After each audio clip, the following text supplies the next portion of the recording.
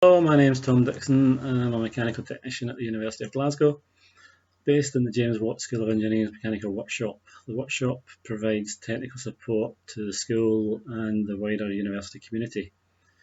Our role in the workshop is to provide technical support to research groups and students. We manufacture precision components and equipment to aid with their research and their projects.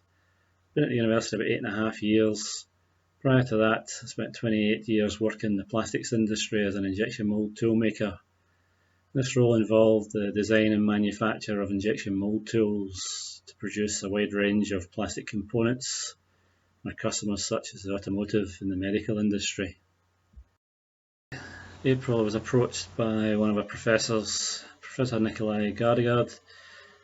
He asked if it would be possible to manufacture an injection mould tool for a project that the school had undertaken.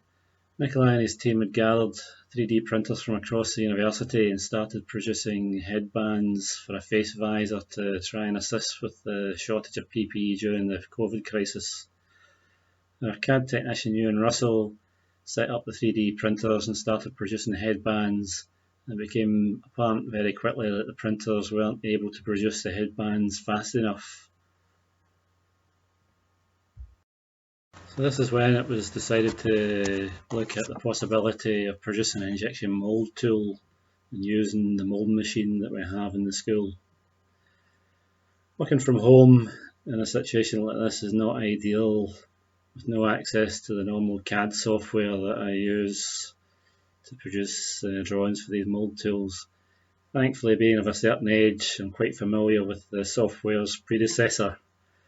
So with my drawing pencils and paper, I sat down at my dining room table and started to design the mould tool.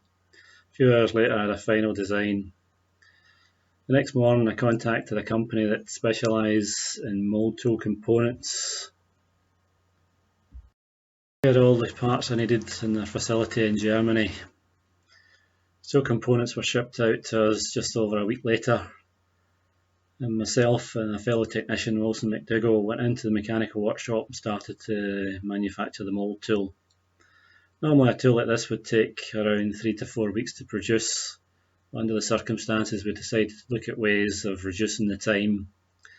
Buying in the mould components and machining the cavity for the components straight into the tool rather than lay in hardened inserts reduced the machining time dramatically. Spent 3 days machining the tool using a combination of the workshop's CNC and manual equipment. Started to produce the tool on the Wednesday, and after a combined total of 66 hours, the tool was finished on the Friday and sampled on the Saturday morning.